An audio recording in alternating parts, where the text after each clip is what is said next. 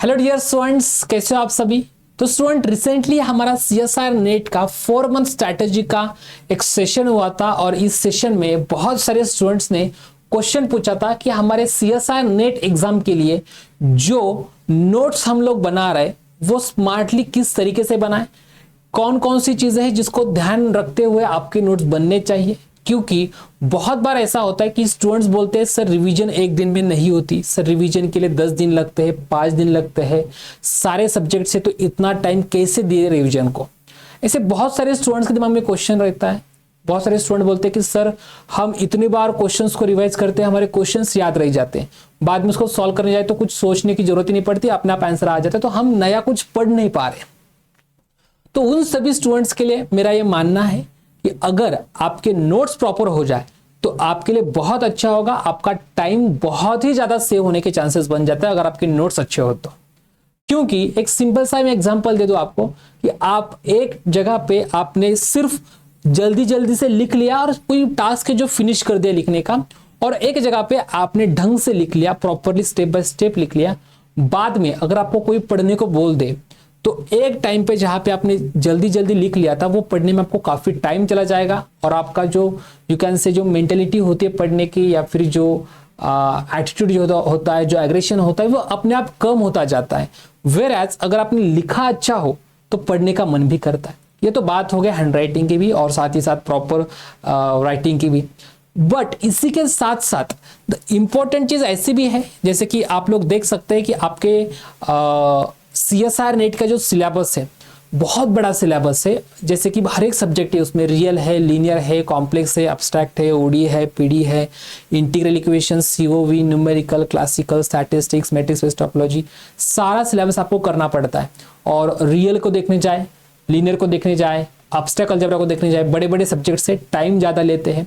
और अगर आप प्रॉपरली एग्जांपल के साथ, अगर किसी क्लास के नोट्स के लेटे से मैं रियल पढ़ा रहा हूँ, मेरे नोट्स भी देख लोगे आप किसी स्टूडेंट से, तो आपको पता चल जाएगा कि बड़ी वाली 2 नोटबुक आराम से भर जाती है उसमें से।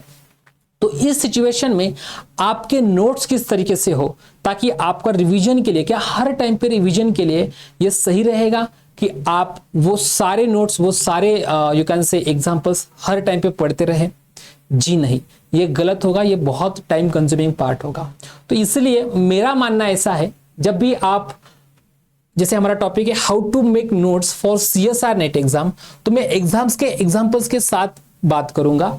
जैसे मैं बात करता हूं first of all real analysis का, ठीक है। तो रियल एनालिसिस में आप लोगों को पता है कितने सिलेबस है, ठीक है, और इस सिलेबस में आपको वेटेज भी पता है, ठीक है। अब जैसे कि मेरा फर्स्ट यूनिट है सेट थ्री। सेट थ्री में मुझे पता है क्वेश्चन कहां से आते हैं। कहां से आते हैं क्वेश्चन आता है डायरेक्टली काउंटेबल अनकाउंटेबल सेट से। काउंटेबल एंड अनकाउंटेबल सेट से क्वेश्चन आता है। तो अगर मैं नोट्स बनाने जा रहा हूं, तो क्या उस नोट्स में सच में सेट की डेफिनेशन लिखना जरूरी है? ये बहुत बड़ा क्वेश्चन मार्क है। क्यों? हाँ, ये मैं एग्री करता हूं कि आपने जो क्लास के नोट्स प्रॉपरली बनाए होंगे, डिटेल वाले नोट्स, उस नोट्स में आपकी हर एक डेफिनेशन अच्छी तरीके से लिखी हो। लेकिन मैं बात करूंगा पर्टिकुलर उस नोट्स की जो आप रिवीजन के लिए यूज करना चाह रहे हैं, ठीक है। जैसे कि आपने किसी से पढ़ा, लेटे से आपने मेरे से रियल एनालिसिस पढ़ लिया, तो मैं अच्छे से रियल में स्टार्टिंग में सेट की डेफिनेशन डिफाइन कर दूंगा, उसको एक्सप्लेन करूंगा, लगभग आधा घंटा में उसी के ऊपर चर्चा करूंगा। तो वो टाइम चलो ठीक है, आपका इंट्रोडक्शन था, आपने कर लिया, लेकिन वो एक फ्लो होता है, टाइम टॉपिक में आने के लिए वो आना जरूरी है स्टार्टिंग में पढ़ते टाइम। लेकिन एक बार आपकी वो सारी चीजें क्लियर हो गई, उसके बाद आपको पता है कि आपका क्वेश्चन आएगा काउंटेबल अनकाउंटेबल सेट से, तो सबसे पहले आपके दिमाग में जो शॉर्ट नोट्स जो होंगे, स्मार्ट नोट्स, उसमें याद रखिए कि आपका वही कंटेंट उसमें ऐड हो जो आपके एग्जाम से रिलेटेड हो, ठीक है। जैसे कि यहां पे आप लोग देखोगे, आपको 1-1 फंक्शन, ऑन टू फंक्शन, इसकी जरूरत है, ठीक है। 1-1 फंक्शन जरूरत है, ऑन टू फंक्शन की जरूरत है, बाइजेक्टिव फंक्शंस की नोट्स की जरूरत है। फंक्शन क्या है ये तो आपने 11th-12th में भी पढ़ा है। अब 1-1 फंक्शन की क्या ऐसा बोलते बैठेंगे, let f from a to b be any function, then f is said to be 1-1 function? जी नहीं, ये गलत होगा। क्या करना है, 1-1 फंक्शन के बाद डायरेक्टली आप क्या बोलोगे कि x1 not equals to x2 implies f of x1 not equals to f of x2, और इक्विवेलेंटली और f of x1 equals to f of x2 will imply x1 is equals to x2। तो बात समझ में आ रही है? बस one one function आप बोलोगे तो ये आपकी दो डेफिनेशन है। उसके बाद प्रॉपर्टीज, प्रॉपर्टीज में क्या बोलोगे, f from a to b is 1 1। ये जो एरो के ऊपर लिखोगे वो फंक्शंस प्रॉपर्टी को सेटिस्फाई करते हैं। आप खुद के नोटेशंस यूज कर सकते हो, खुद से डिफाइन कर सकते हो। f from a to b is 1 1 implies cardinality of a is less equal cardinality of b। ठीक है, यहां पे लिखने की बिल्कुल भी जरूरत नहीं, let f from a to b be a 1 1 function, then cardinality of a is less equal cardinality of b, और we can say this is the necessary condition for cardinality. ये आपको पता होना चाहिए कि ये हमेशा इसके लिए this is necessary, okay, and this is sufficient. ये आपको जब भी इंप्लीकेशन दिखेगा तुरंत पता होना चाहिए, इंप्लीकेशन के बाद वाला जो है वो नेसेसरी है, पहले वाला जो है सफिशिएंट है। तो ये नोट है। इसके बाद सेकंड नोट में क्या लिखोगे, 1 1 की प्रॉपर्टीज लिखोगे, किस तरीके से फंक्शन 1 1 होता है, हॉरिजॉन्टल टेस्ट लिखोगे शॉर्ट में। ठीक है, तो इस तरीके से आप करते चलोगे।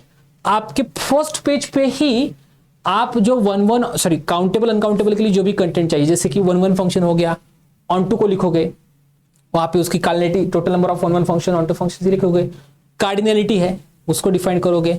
उसके बाद ऑन टू फंक्शन से बाइजेक्टिव फंक्शन ने डिफाइन कर लिया, उनकी प्रॉपर्टीज लिख ली शॉर्ट में। उसके बाद आएगा सिमिलर सेट्स। तो सिमिलर सेट्स की definition, let a and b are two non empty sets, then a is said to be similar with b if there exists a नहीं सिमिलर सेट्स।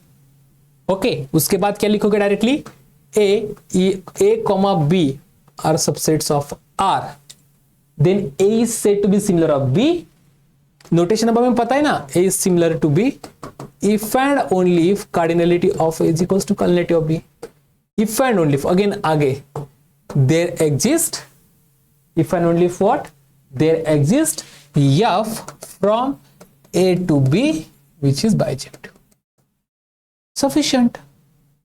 तीन definition, तीन जगह पे हमारा काम बन गया। ठीक है, इस तरीके से अगर आप नोट्स बनाओगे तो मुझे लगता है कि आप एक नोट, अगर एक प्रॉपर साइज की A4 साइज की एक भी नोटबुक ले लोगे तो उस एक ही नोटबुक में प्रॉपरली आपके मिनिमम 2 सब्जेक्ट्स आराम से बैठ जाएंगे, मिनिमम। ठीक है, जैसे कि, और वो भी बड़े वाले सब्जेक्ट्स में बात कर रहा हूं, जैसे लीनियर है और रियल है, दोनों बड़े वाले सब्जेक्ट्स इस फॉर्मेट में आपके साथ रहेंगे। अब आप हर टाइम पे कितना भी मन करो, मैं बता देता हूं आपको, आपका अगर डिसीजन ये कितना भी आपके माइंड में बिठा लो आप कि जब भी मैं रिवीजन करूंगा तो जो सॉल्व एग्जांपल मैं उसकी तरफ नहीं देखूंगा, मैं ये वाले नोट्स नहीं देखूंगा, मैं उसको देखूंगा, जो इंपॉर्टेंट है उसको ही पढ़ूंगा, बाकी चीजों को छोड़ दूंगा, वो छोड़ना नहीं होता है। जब भी आप देखोगे आपका मन करता ही करता है, उस इंस्टेंट टाइम पे आपका मन करेगा कि मैं इसको भी एक बार देख लूं।